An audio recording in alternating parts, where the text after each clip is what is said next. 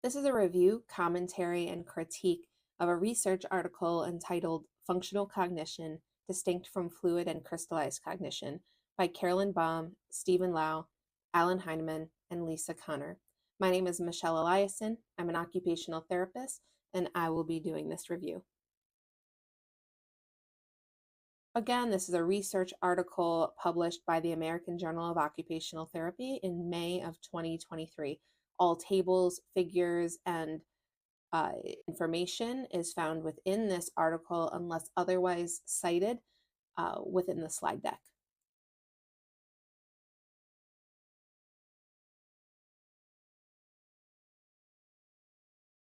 In terms of introduction, occupational performance is influenced by biological, psychological, and social factors, and success depends on how well the person, task, and environment fit together. So there are many influencers that must be considered when analyzing and improving upon occupational performance. Goal-directed activities depend on various cognitive processes such as planning, decision-making, and adapting to changes. And there are performance-based assessments and traditional neuropsychological tests to assess cognitive status after a neurological trauma in the face of neurodegenerative conditions or other mild cognitive impairment. The field of cognitive neuroscience recognizes a difference between fluid and crystallized intelligence, but functional cognition is something derived within the occupational therapy profession. I do think this is important to sit on because in this article, it states a crucial issue that has not been resolved is whether functional cognition is distinct from other well-established cognitive constructs, namely fluid and crystallized cognitive abilities as assessed by means of neuropsychological tests. The article that was cited was Horn and Cattell, 1966, and we'll talk a little bit more about that. But it is important to understand that crystallized and fluid intelligence are comprised of numerous cognitive and mental processes that allow for these types of intelligence. These are not in and of itself types of cognitive abilities.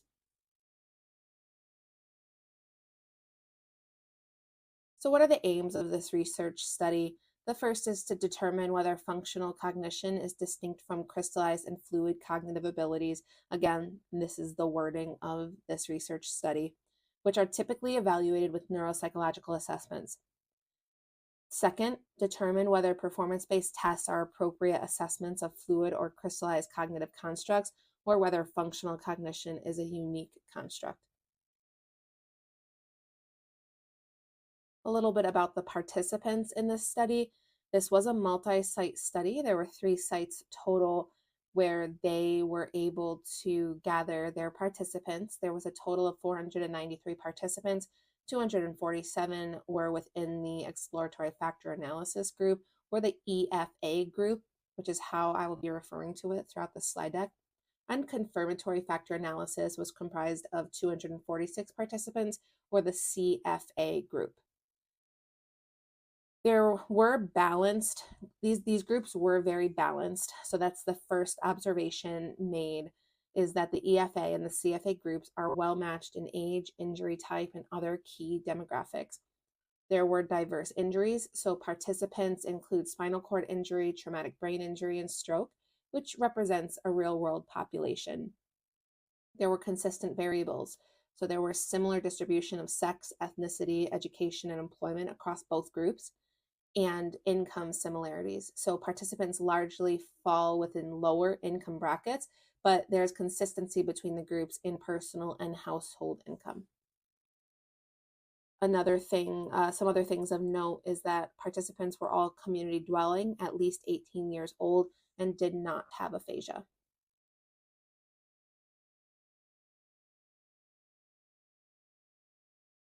The instruments being used with these participants include the NIH Toolbox Cognition Battery, which measures cognitive processes underlying fluid and crystallized intelligence, including memory, processing speed, and working memory.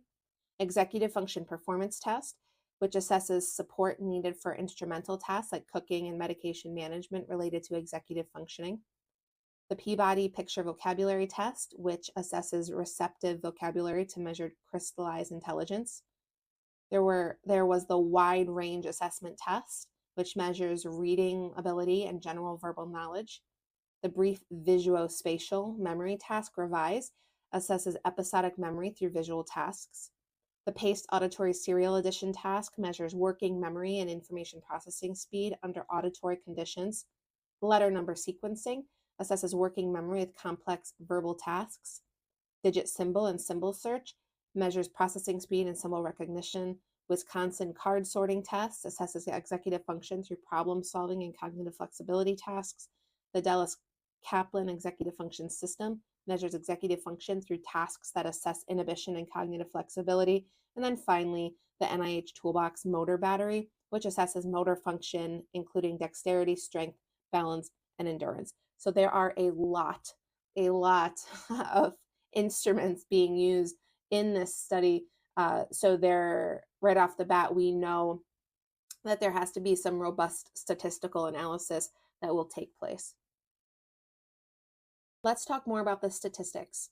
They started by splitting the data in half, randomly assigning participants to two equal groups.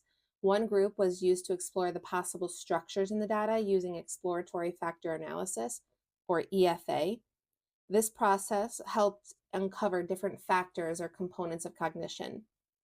They applied something called oblique Geoman rotation, which allowed them to see how different cognitive tasks were related and if they influence one another.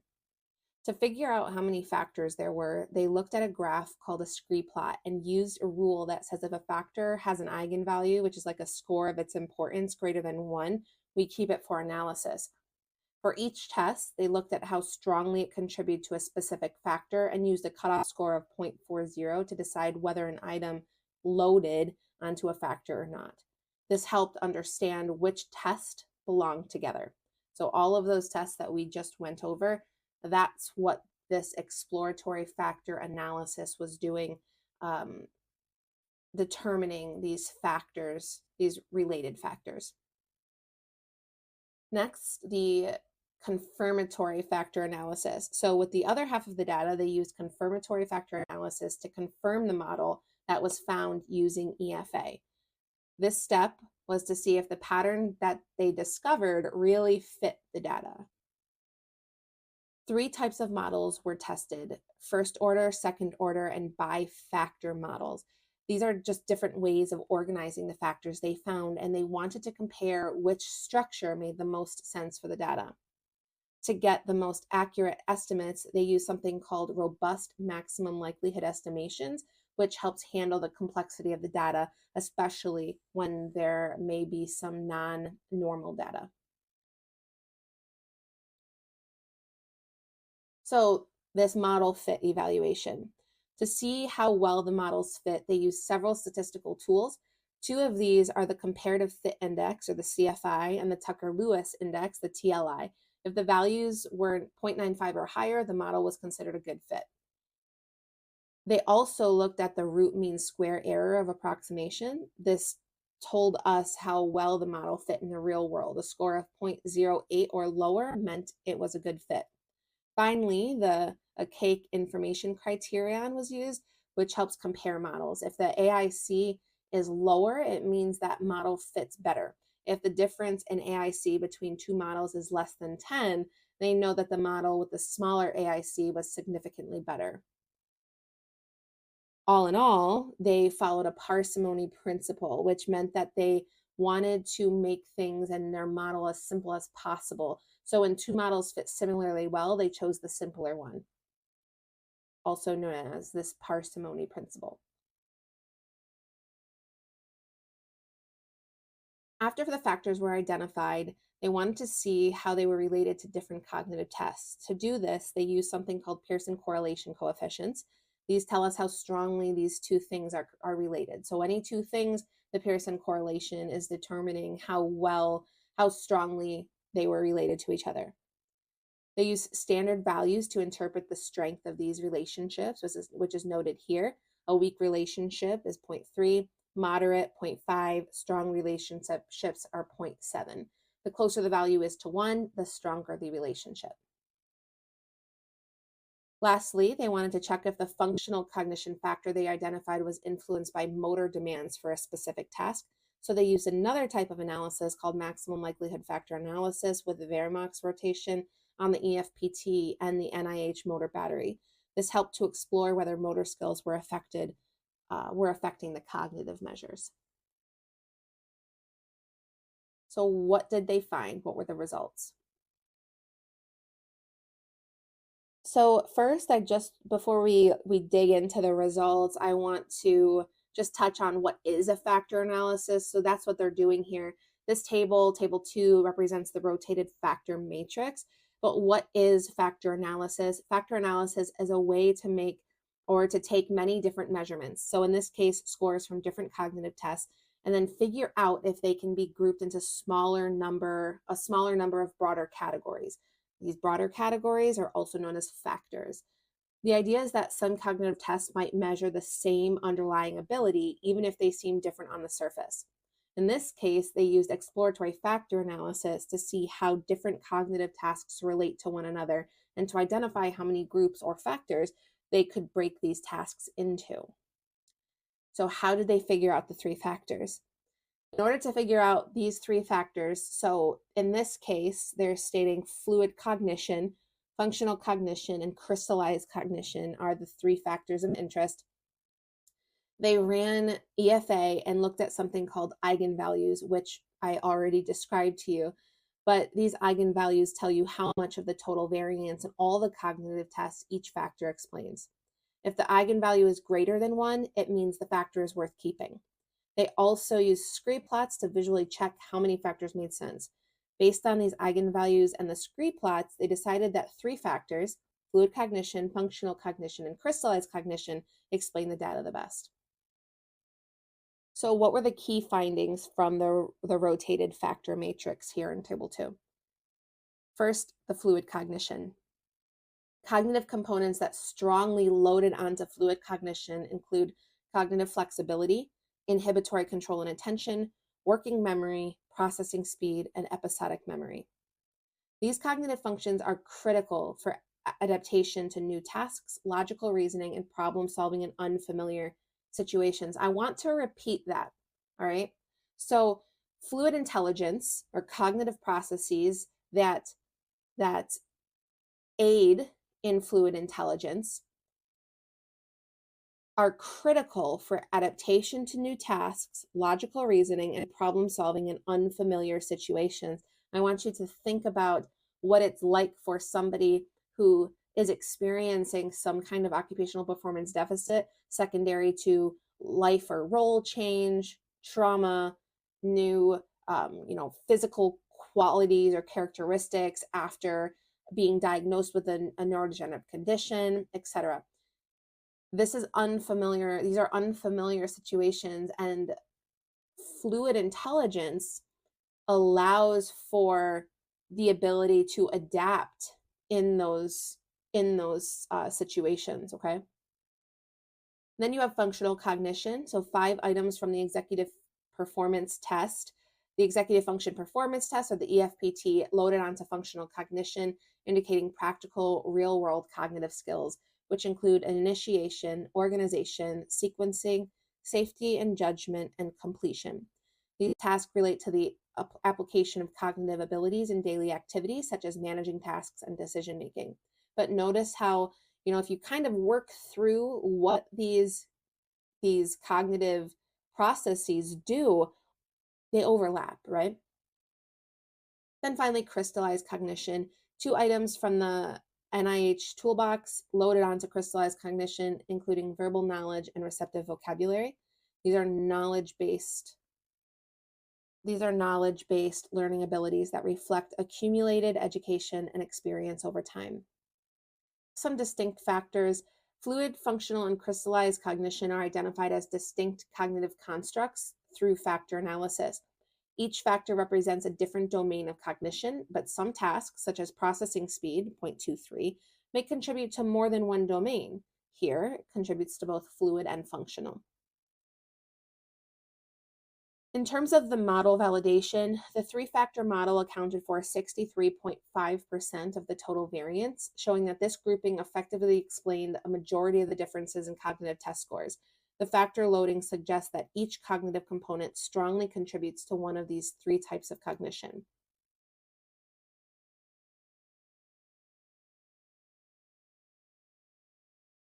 They also tested if a more complex model called the second order model fit better. This model says that the three factors, or fluid, functional, and crystallized cognition, can be further grouped under a higher level, or G factor, general intelligence group. They found that this model also fit the data well, but for simplicity, as I discussed with you, they chose to stick with the three factors, fluid, functional, crystallized, rather than adding this extra layer. I do, however, want you to observe this, as you're going to see later on in this presentation, that this is significant. The fact that the second order model could, the fact that the second order model also fit the data is really important because that's more theoretically sound, and we'll talk about that here in a few moments. So the key findings from the second order model, the general cognitive ability, or G factor, the G factor, underlies the three cognitive domains, fluid, crystallized, and functional cognition, which suggests that cognitive components in each domain are interrelated and share a common underlying cognitive ability, which they do in terms of theoretical underpinnings. Fluid cognition is strongly associated with key cognitive processes, including inhibitory control and attention, cognitive flexibility, processing speed, episodic memory, and working memory. These processes involve problem solving, as stated, adaptation, and handling new information, all key functions in novel or new tasks. Crystallized cognition is linked to verbal knowledge and receptive vocabulary. These abilities reflect stored knowledge and skills that are accumulated through education and experience, which are essential for tasks involving language and comprehension. Stored knowledge, in terms of accumulated knowledge through education experience, also add to cognitive reserve and resilience in the face of a trauma. And that's a separate that's a whole separate presentation, but just know that crystallized intelligence is extremely telling in terms of rehabilitation potential. Finally, functional cognition, the EFPT items loaded onto functional cognition, emphasizing practical everyday tasks. So initiation, organization, sequencing, safety and judgment, and completion. The scores represent cognitive abilities that are required to manage daily activities and execute tasks in real-world settings. In terms of model interpretation, the second order model supports a hierarchical structure of cognition. Fluid, crystallized, and functional cognition are distinct, but they share an underlying general cognitive ability.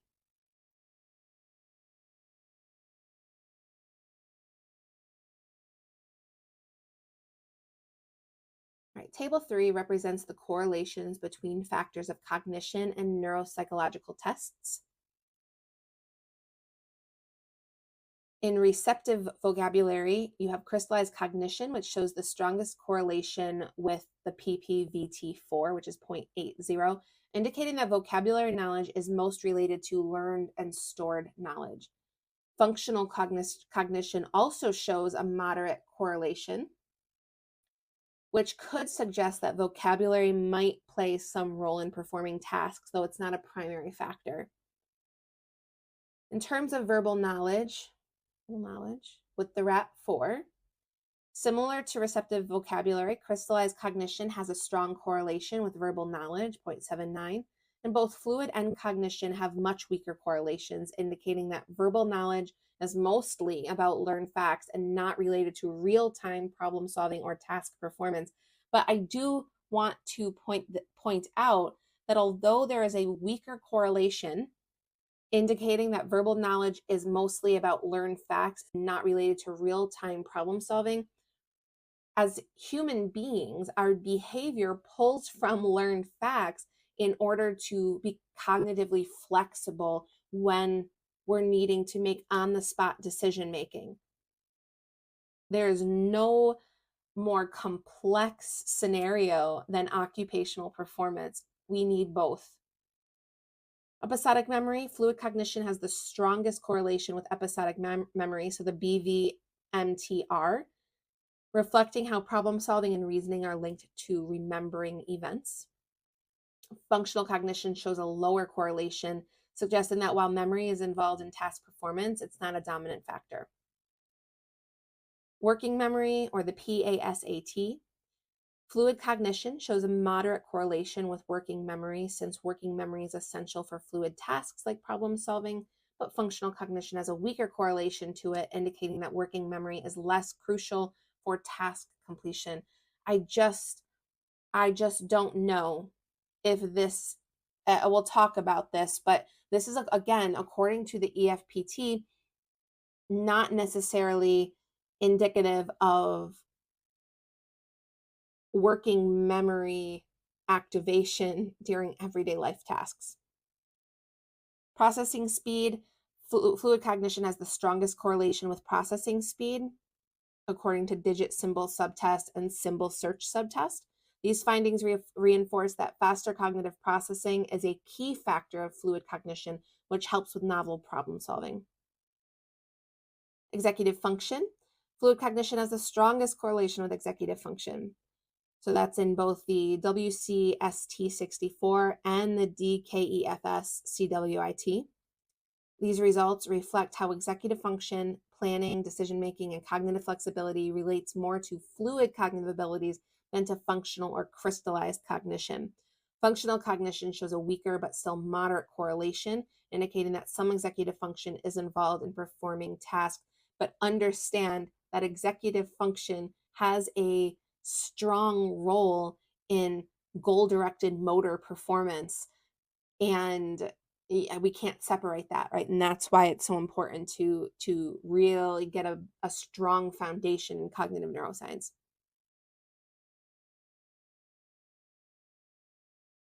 Discussion. Cognitive assessments are key components in neurological rehabilitation. The authors do make a point to highlight that after a neurological event, it's essential to assess cognition to guide rehabilitation.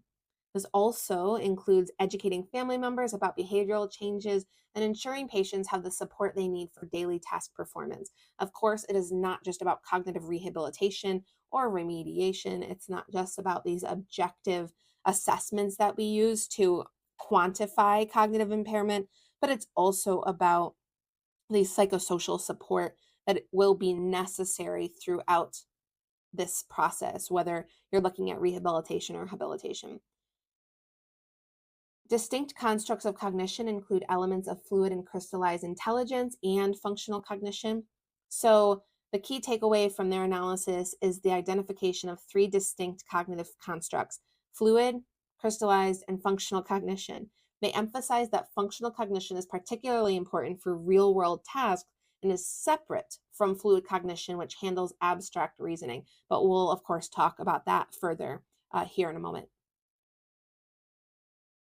Fluid and so implications for practice. Functional cognition assessments should be routine alongside traditional neuropsychological tests like MoCA and MMSE. And the authors argue that functional cognition may provide better insight into real-world performance than fluid and crystallized tests.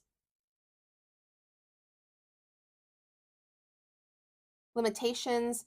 As noted by the authors, the EFPT was conducted in a controlled setting and may not fully predict real-world task performance.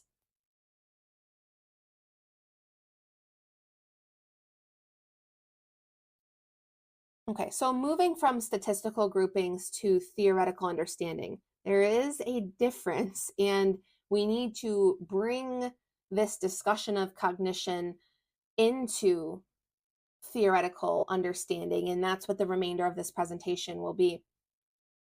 The authors use statistical methods to group cognitive processes, but this does not reflect how cognition operates in practice. Functional cognition doesn't exist in isolation. It depends on fluid and it depends on fluid and crystallized intelligence. It depends on numerous cognitive and mental processes.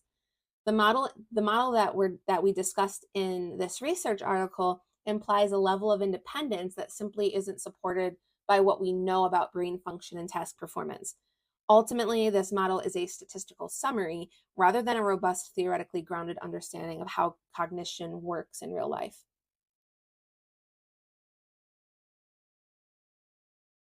Here's a brief outline of what we are going to be discussing. Fluid versus crystallized cognition versus functional cognition. Functional cognition relies on fluid processes, factor analysis, and statistical categories, where the logic breaks down, and potential flaws in the model.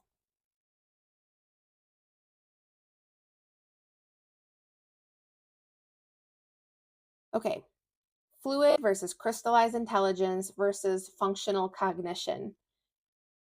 Fluid and crystallized cognition, or fluid and crystallized cognitive abilities, are traditionally types of intelligence based on theories like Cattell-Horn-Carroll, and I'm going to show you that here in a minute. Fluid intelligence refers to the ability to solve new problems, reason abstractly, and think logically in novel situations. It's independent of acquired knowledge. It relies heavily on working memory, processing speed, and cognitive flexibility. But these are cognitive processes, not the same thing as fluid intelligence. So there is a distinction between things like working memory and cognitive flexibility and fluid intelligence. Crystallized intelligence refers to the ability to use knowledge. Skills and experiences are accumulated over time. It involves retrieving information from long-term memory, specifically semantic memory or knowledge about the world, and it requires cognitive processes like language and verbal comprehension. But again, crystallized intelligence is not a cognitive process itself. Cognition involves mental processes like attention, memory, perception, and executive function. These processes are the mechanisms that underpin intelligence. Fluid and crystallized intelligence, again, are not cognitive processes, but rather abilities that arise from various underlying cognitive processes.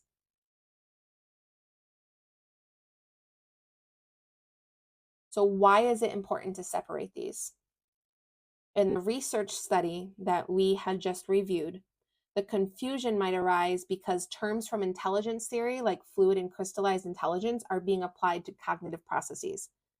However, as we now know, fluid intelligence and crystallized intelligence refer to how well someone can use cognitive processes or how well someone can use stored knowledge to address tasks.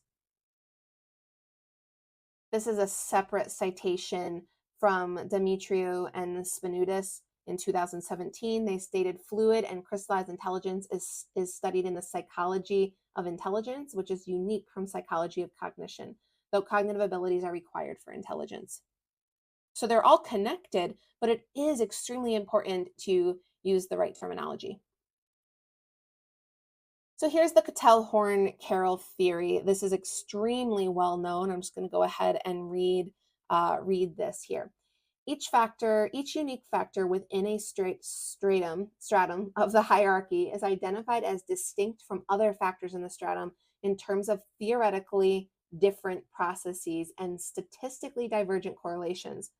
At the same time, each factor is simultaneously identified as related to other factors between strata or levels of the hierarchy in terms of common theoretical processes and statistical convergent correlations. This should look very familiar, because if we come back here, remember that it's the same general distribution here. You see how we have this hierarchical distribution, all stemming from a G factor.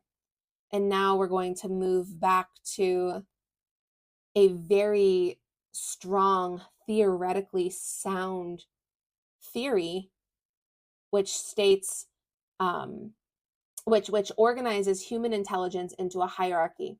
At the top, right here, we have general intelligence, which breaks down into broad intelligence or broad abilities, each representing a different domain of cognitive functioning. And then further into a narrow, right here, into a narrow list of abilities or specific skills. So let's talk for a minute about these broad abilities.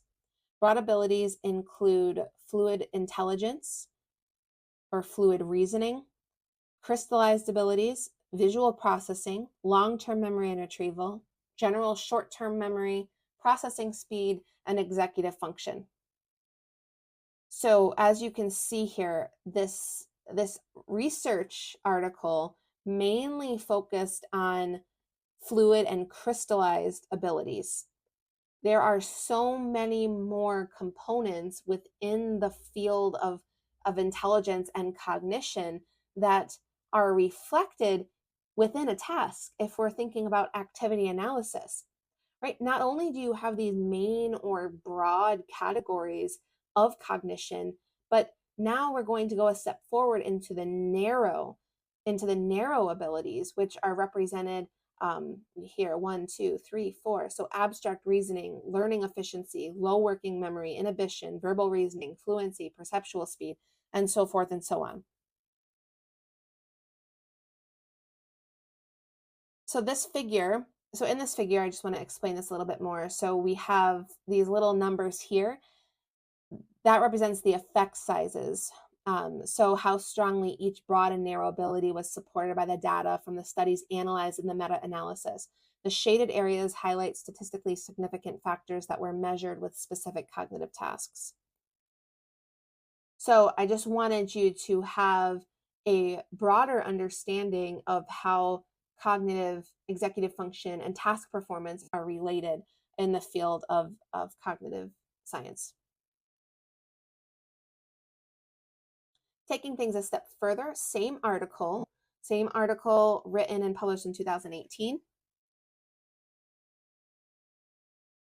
This figure represents the reclassification of cognitive tasks using the CHC framework, which we see is that what we see here is that many tasks initially labeled as executive function and attention were redistributed across multiple categories. This reclassification emphasizes the interconnectedness of cognitive processes. Again, that word that keeps coming up, that interconnectedness.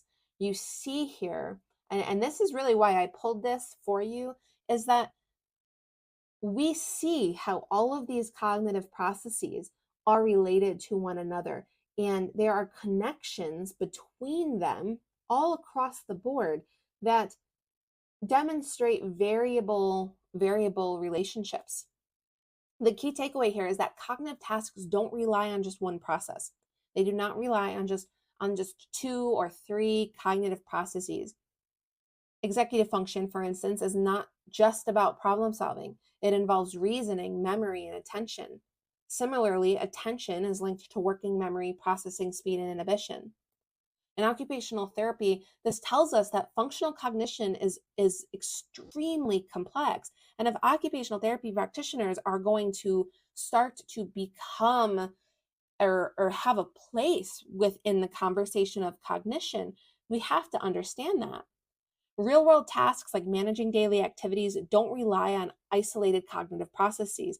Instead, they involve a mix of reasoning, attention, memory, and other cognitive skills. This aligns with our understanding that cognitive processes are influenced by factors like brain structures, age, and neurological conditions. So interventions must be individualized and flexible, not based on a cookie-cutter approach to cognition or even dismissing other types of cognitive processes that an occupational therapy practitioner may be able to address. Functional cognition relies on crystallized and fluid cognitive processes. Again, I know I am reiterating this, but I do want to drive it home. Functional cognition is measured by tests like the EFPT, which assesses how well someone can perform tasks like organizing or completing activities. However, it's important to understand that functional cognition relies heavily on both fluid and crystallized cognitive processes. For example, to initiate or sequence a task, we need working memory and processing speed, both of which are core aspects of fluid intelligence. At the same time, crystallized intelligence involves accumulated knowledge and experience, which plays a role in how we use learned information to make decisions during tasks. So while the study separated these abilities statistically, it doesn't mean they work independently. In real world practice, fluid cognitive processes like problem solving and memory and crystallized cognitive processes like knowledge come together to enable someone to perform daily tasks effectively.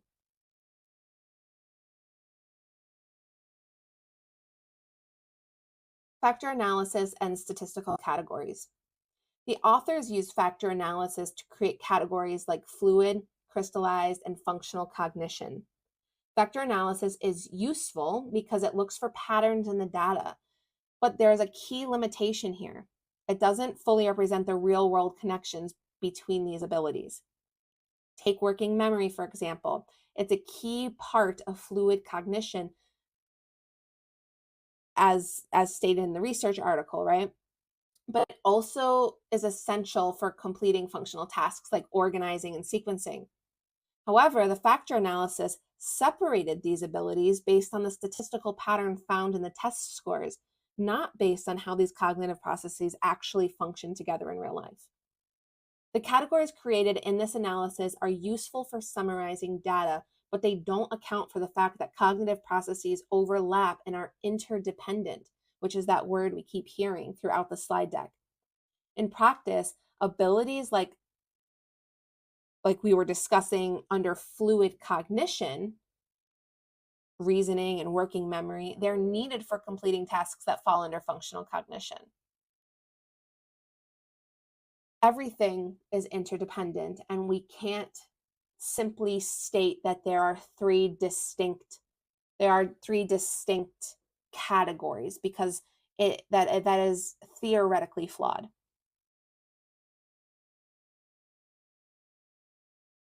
So where does the logic break down? Here's where the logic behind the separation starts to break down. In this model, they treat fluid, crystallized, and functional cognition as distinct, almost independent categories. But when we look at real world cognitive tasks and cognitive theory, we know that fluid intelligence, and cognitive processes that underlie fluid intelligence, such as problem solving, attention, and cognitive flexibility, and crystallized intelligence, or the cognitive processes underlying crystallized intelligence, like knowledge and experience, are the foundations for functional cognition as is defined in the occupational therapy profession. EFPT tasks, which measure functional cognition, like initiation, sequencing, and task completion, rely on these fluid and crystallized cognitive processes. For instance, you need working memory, a fluid cognitive process, to sequence tasks effectively, and attention for task initiation. So what's happening here is that the statistical model has separated these abilities based on test score correlations, not based on how cognitive processes actually work in the brain.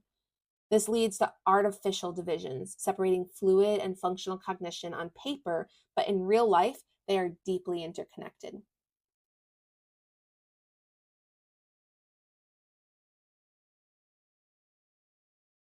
So, what are the potential flaws in this model? In practice, functional cognition is deeply intertwined with the processes that support fluid and crystallized intelligence. For example, when we think about real world tasks like initiating or organizing activities, these rely on working memory, attention, and problem solving, all of which are part of quote unquote, fluid cognition. The statistical grouping presented in this model is valid for representing data patterns, but it doesn't fully reflect how these cognitive processes interact and overlap in real world cognition. For instance, fluid and functional abilities are not distinct in practice, they work together. And finally, without a strong theoretical foundation, the idea of separating functional cognition from quote unquote fluid cognition becomes more of a statistical choice rather than an accurate representation of how these processes work in real life. So, what are some potential next steps in research for functional cognition? Because an occupational therapy practitioner does have a place in cognition. Absolutely. We as occupational therapy practitioners should be present in the cognitive arena, and everyone should know our understanding and application of our scope of practice within the study of cognition. But how can we make this happen? The first is develop theoretical models.